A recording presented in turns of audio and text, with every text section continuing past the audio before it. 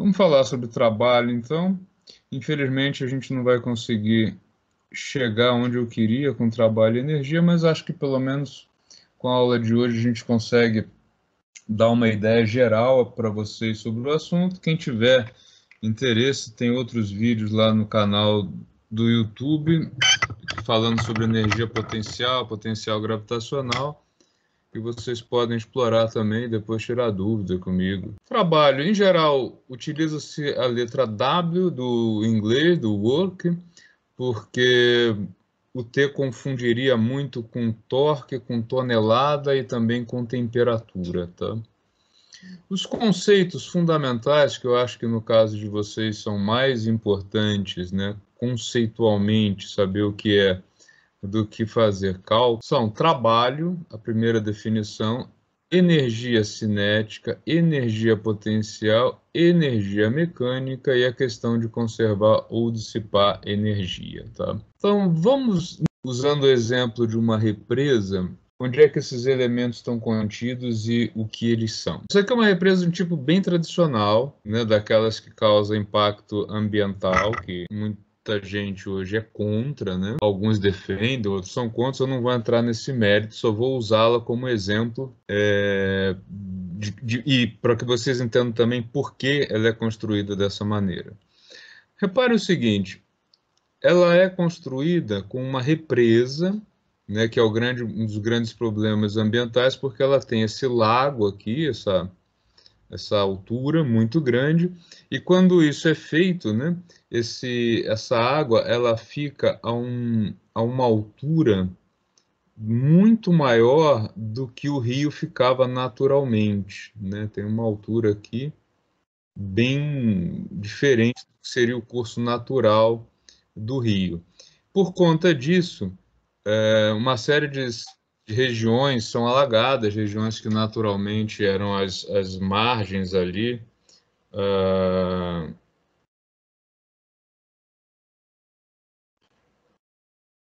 Então, só um minutinho.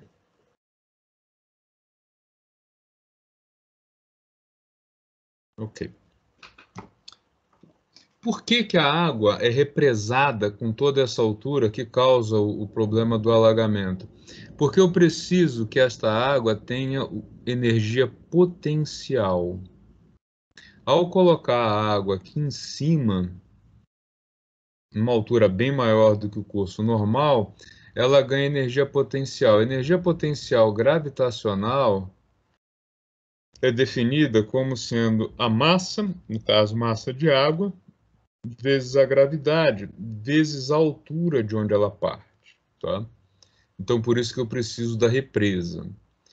Quando a água é liberada aqui, que ela desce, ela vai ganhando velocidade, ela vai ganhando energia cinética, que é definida como um meio da massa.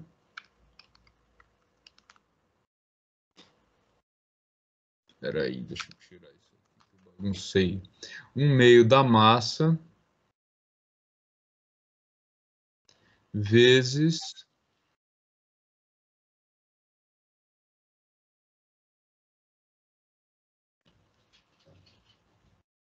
a velocidade ao quadrado. Então, a gente pode dizer que ao descer, a água vai trocando energia potencial por energia cinética de movimento. Quando ela chega na turbina, o que que ela vai fazer? Ela vai pegar essa energia cinética e vai usar para girar a turbina, ou seja, ela vai usar a energia cinética para realizar trabalho. Tá? E o que a gente chama de energia mecânica é a soma das energias cinética mais potencial. Tá? Então, ao represar a água, eu faço com que ela chegue a um nível de energia potencial que ela não tem naturalmente. E eu exploro essa energia potencial transformando ela em cinética com a descida da água. E lá no final, eu pego essa energia e transformo em trabalho. Existe uma perda, não é um sistema conservativo, é um sistema dissipativo, como todos os sistemas reais, né, eles têm alguma perda, mas é uma maneira bastante eficiente de gerar energia.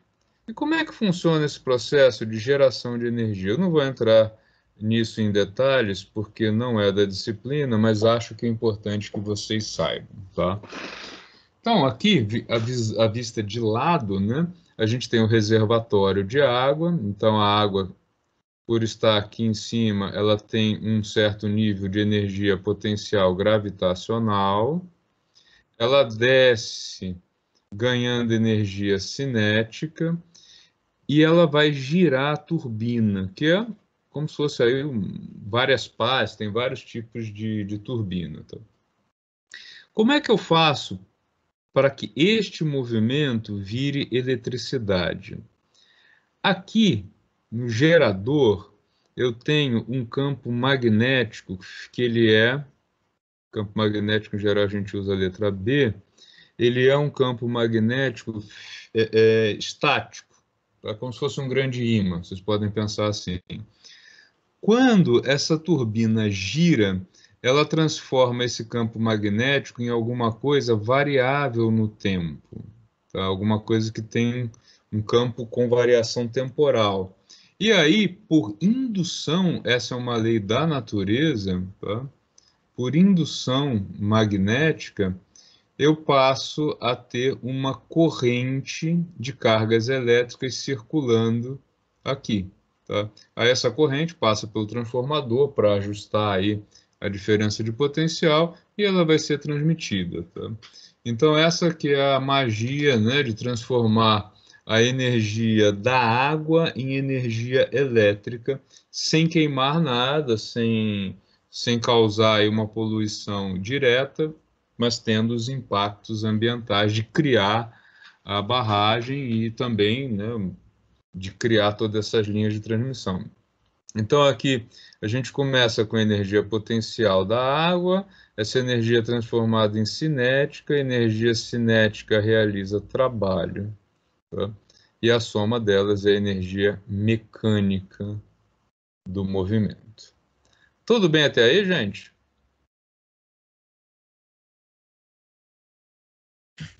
Sim, energia gravitacional gera energia cinética e gera trabalho? Isso, e realiza trabalho, né? Ao girar a turbina, ele está realizando o trabalho com essa transformação. Então, são coisas interligadas, né? O trabalho, a energia cinética e a energia potencial. Um outro exemplo também, só que aqui envolve queima, tá? Como é que funciona uma locomotiva?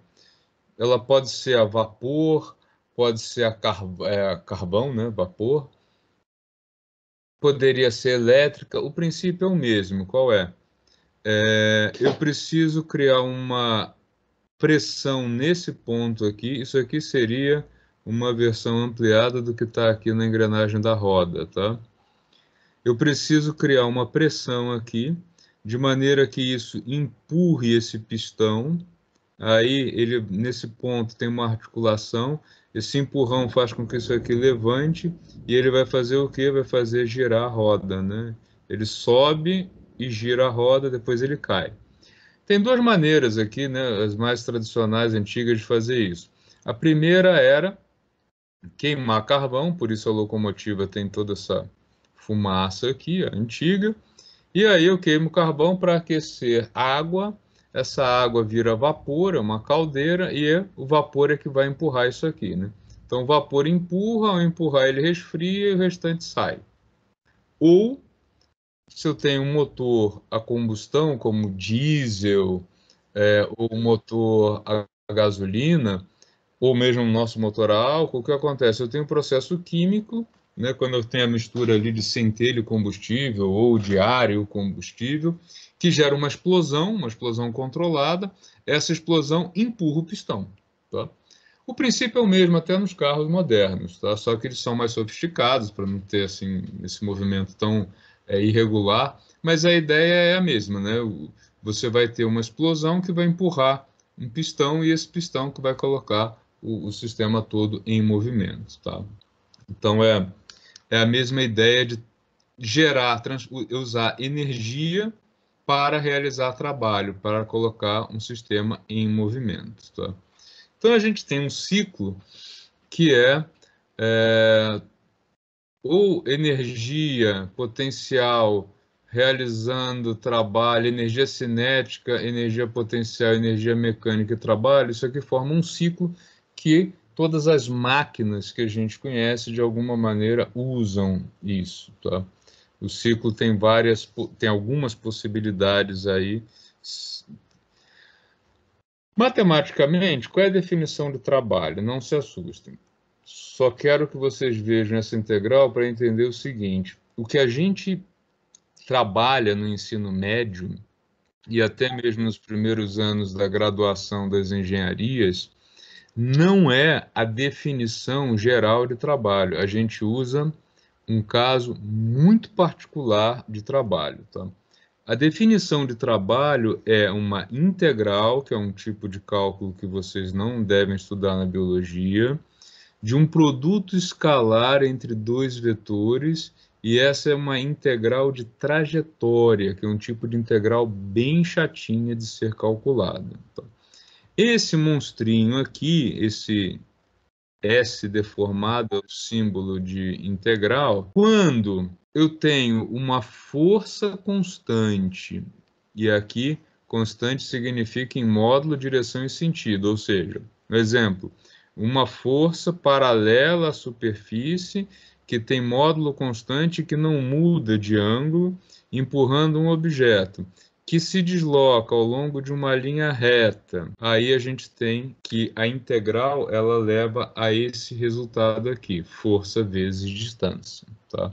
Mas tenham sempre em mente, se algum dia tiverem que ensinar isso, que isso não é a definição geral de trabalho, isso é um caso bem particular do trabalho, tá? O trabalho, então, ele é calculado como força e vezes deslocamento, vezes distância. Portanto, Newton vezes metro, e a definição da unidade de trabalho e energia é o joule, né? Por isso, como é um nome próprio, a gente usa o J maiúsculo para designar essa unidade, tá?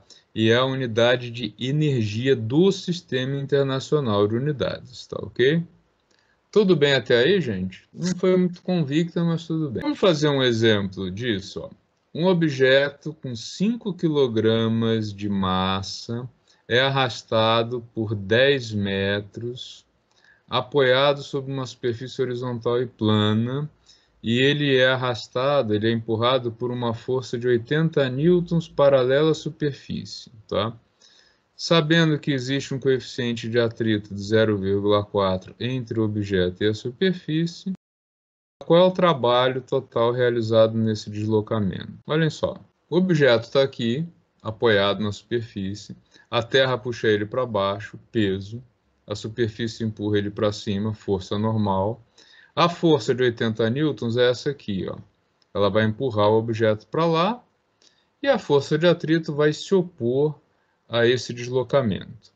Eu posso calcular o trabalho realizado por cada uma dessas forças. Então, nesse caso, ó, trabalho realizado pela força F, força, deslocamento, cosseno do ângulo entre a força e o deslocamento. Como o deslocamento ocorre para lá, esse ângulo é zero, tá? Então, isso aqui vai chegar em trabalho da força F, intensidade da força F vezes deslocamento, tá? Trabalho da força de atrito, deslocamento. A força de atrito aponta para cá e o deslocamento para lá. Logo, tem uma defasagem de 180 graus entre os dois. O que isso significa? Então, cosseno de 180 graus é menos 1. Então, fica menos força de atrito vezes deslocamento. Tanto a força-peso quanto a força normal, elas formam 90 graus com o deslocamento. Cosseno de 90 é zero. Então, essas duas forças, que são perpendiculares, elas não realizam trabalho. Tá? E aí o trabalho total, então, realizado sobre esse objeto, para ser empurrado aqui, vai ser força aplicada, força de atrito é coeficiente de atrito vezes força normal, que é igual a força-peso, vezes deslocamento. Ou seja, os 80, coeficiente 0,4, deslocamento 5 metros, gravidade. Então, o trabalho realizado para deslocar esse objeto do ponto A até o ponto B, tá aqui, ele é de 600 joules, né? 80 menos 20, 60, vezes 10, 600. Fácil? Nem tanto. Pouquinho, né? Pouquinho mais chatinho. Vamos ver como é que a gente trata, do ponto de vista da energia, a questão de um objeto de 2 quilogramas, que ele vai ser largado de uma altura de 45 metros e a gente vai desprezar o atrito, tá? Ele vai cair em 3 segundos. Qual o trabalho realizado nesse deslocamento? O trabalho realizado nesse caso pela força peso, né? Ó, peso aponta para baixo, ele vai cair de 45 metros. Então, nesse caso, o trabalho realizado pela força gravitacional é peso do objeto, deslocamento e ângulo zero, porque o objeto se desloca para baixo, tem, portanto, um ângulo de 0 graus entre o peso e o deslocamento. Então, massa do objeto, 2 kg. Gravidade, 10. Deslocamento, 45. O objeto, então, né, a força gravitacional vai realizar um trabalho de 900 joules sobre ele. Essa vai ser a energia que ele vai ter lá no final do movimento, tá? Se eu quisesse calcular a velocidade final desse objeto, eu poderia fazer o seguinte, ó.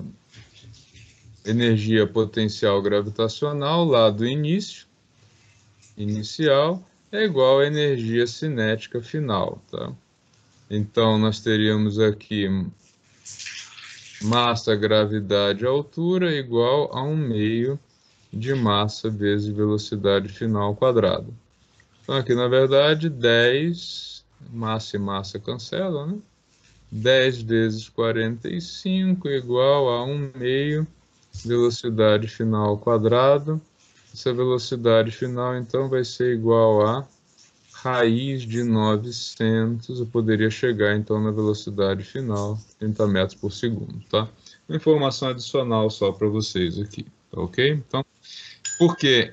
Ele vai transformar essa energia potencial gravitacional em energia de movimento lá no final, né?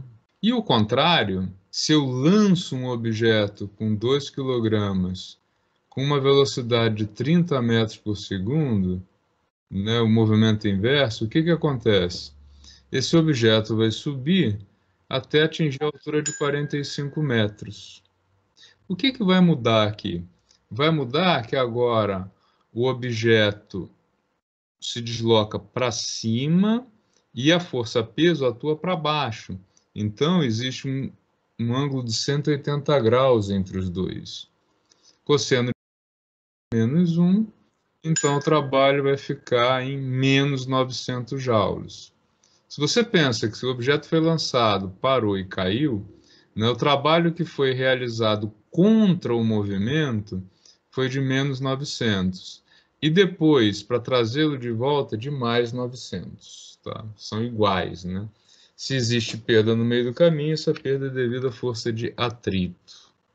Tudo bem? Agora eu queria mostrar para vocês uma coisa que eu acho que é interessante, porque pode ser trabalhado com os alunos em uma questão muito prática do cotidiano deles, que é o seguinte. Como é a nossa última aula, eu estou fazendo isso de uma maneira talvez um pouco apressada, tá? Mas eu acho que é uma informação bem legal que pode ser útil para vocês trabalharem isso algum dia em sala de aula. Eu falei de trabalho, falei de energia cinética e energia potencial, energia, e vou falar agora sobre potência. O que é potência? A definição de potência geral é energia fornecida por tempo. Então, assim, quanto mais energia eu conseguir fornecer, ou quanto mais energia for consumida em menor tempo, maior a potência. Por isso que os aparelhos de alta potência, eles são grandes consumidores de energia, né? O chuveiro elétrico, por exemplo, dentro de uma casa, chuveiro, ferro de passar roupa e geladeira, se ela tem muito abre e fecha, são os grandes vilões da nossa conta de luz, tá? Qual é a unidade de potência? Eu disse a vocês que energia é medida em joule. Tempo, a gente sabe que é medido em segundo. Então, potência vai ser medido em watt, e watt é joule por segundo. Tá? Quanto de energia em quantos segundos, né, vai ser a unidade aí, 1 watt. Então, como é que eu posso fazer se eu quiser calcular o gasto energético de um aparelho qualquer, de um aparelho eletroeletrônico? Por exemplo, vamos pegar um chuveiro. Tá? Um chuveiro hoje, tipicamente, ele tem uma potência de 3 a 6 mil watts, ou seja, aí 6 quilowatts. Tá? Se você for tomar um banho de... Khadija, quanto tempo você demora tomando banho? Professor, depende. Se for meu ritual de lavar o cabelo e... acho que... 10 minutos, eu acho. 10 minutos? Tá. Então, um banho de 10 minutos. Eu acho que você não falou a verdade, mas tudo bem. Tá? Como um minuto tem 60 segundos, 10 vezes 60, nós estamos falando de 600 segundos. Tá? Então, qual vai ser a energia consumida? Olha só, a energia pode ser calculada potência vezes tempo. Tá? Então, ó, a energia consumida nesse banho, ela é potência do chuveiro vezes o tempo demora, né, do chuveiro ligado, ou seja, 6.000 watts vezes 600, 6 vezes 10 ao quadrado, segundos.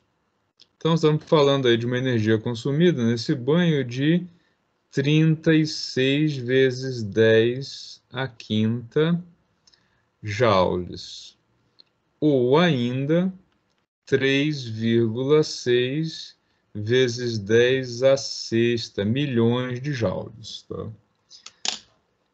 Quando a gente faz esse tipo de cálculo e apresenta para um aluno de ensino médio, aí ele vem com uma pergunta para o professor que é a seguinte: pô, mas a conta de luz, ela não vem em joule, ela vem em quilowatt-hora. Né? O que que é isso? Qual é a relação que existe entre quilowatt-hora e energia? É o seguinte: o quilowatt-hora não é uma unidade comercial, que não é uma unidade padrão do Sistema Internacional de Unidades. Tá? Ela foi criada por questões práticas para o sistema.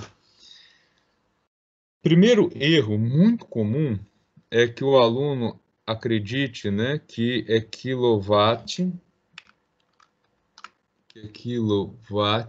por hora. Gente, isso está errado, não é. Tá?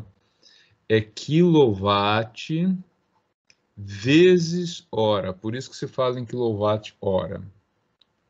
E o que é um quilowatt-hora em termos de Sistema Internacional de Unidade? Vamos ver aqui, ó. Quilowatt vezes hora. Quilo, 1000, né? Então, isso aqui são 10.000 watts vezes hora, tá? Então, 10.000. O que é um watt? Um watt é 1 joule por segundo. E uma hora tem 3.600 segundos, tá? Então, simplificando aqui, o quilowatt-hora, que não é do Sistema Internacional de Unidades, não é uma unidade padrão, ele corresponde a 3,6 vezes 10 à sexta joules. Tá? Ou seja, o banho aqui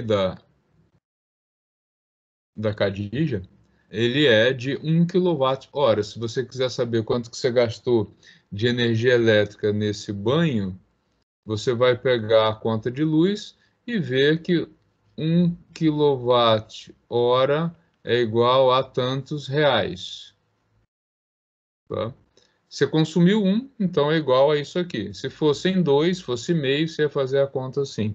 Isso é uma maneira interessante de fazer o aluno pensar em termos de energia, trabalho, e tendo um lado prático, que é a conta de luz, né? Por exemplo, quando você usa um ventilador, o que você está fazendo? Você está pegando energia elétrica, né? Que é energia, né? Energia pode ser mecânica, pode ser elétrica. Então, nesse caso do ventilador, você pega energia elétrica e gira a hélice, ou seja, realiza trabalho. Então, essa energia elétrica vai se transformar em energia mecânica na realização do trabalho. Quando você usa um aparelho de ar refrigerado, o que ele faz? Ele usa energia elétrica para puxar o ar, para comprimir o ar, remover a umidade e devolvê-lo para o ambiente. Então ele fica fazendo isso até que o ambiente atinja uma certa temperatura. Então também você está usando energia elétrica para realizar um trabalho mecânico, né, e remover energia térmica do ambiente.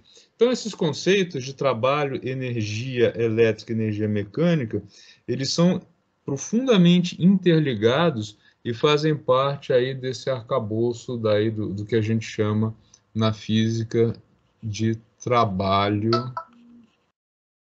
energia. Tá? Dúvidas nisso? Não. Nenhuma.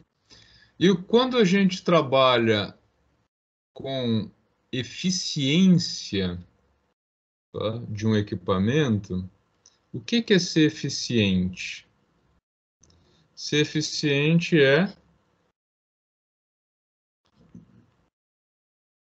o que eu forneço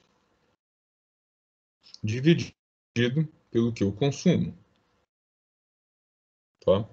Então, por exemplo, qual é a, a eficiência, por exemplo, de um chuveiro elétrico? É o quanto que ele fornece de energia térmica para a água, de calor, dividido pelo quanto que ele consome de energia elétrica, potência vezes tempo, que ele passa ali. Então aqui, por exemplo, seria lá o massa da água, capacidade térmica da água, variação de temperatura, dividido pela potência do aparelho vezes o tempo de consumo. Então aqui a gente tem uma transformação de energia elétrica em energia térmica. Tá? Essas transformações de energia, elas são a base aí do que a gente chama de engenharia, né? A engenharia foi feita para quê? Para transformar energia em trabalho ou realizar trabalho para gerar energia. Quando a gente viu lá o exemplo da hidrelétrica, a gente força a água a realizar trabalho para gerar energia. Então a gente sempre está transitando aí entre, né, ou eu gasto energia para realizar trabalho, ou eu realizo trabalho para gerar energia. Estou sempre fazendo uma relação entre isso, e eu nunca consigo fazer isso com uma eficiência de 100%. Eu sempre tenho uma perda. Né? Ou eu realizo mais trabalho do que eu consigo gerar de energia, ou eu consumo mais energia do que eu consigo realizar de trabalho. Por isso, essa relação nunca é igual a 1.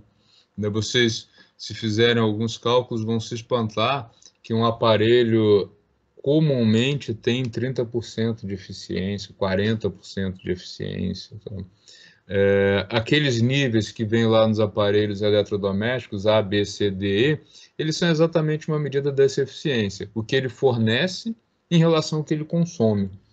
Né? Quanto que a geladeira fornece de retirar calor do ambiente, ou seja, de reduzir a temperatura interna, e quanto que ela consome. Né? Quanto maior for a capacidade dela de reduzir a temperatura interna e menor o consumo, maior a eficiência. É a mesma coisa os automóveis, né? Quanto maior for a distância que ele percorre com menos combustível, maior vai ser a eficiência deste equipamento.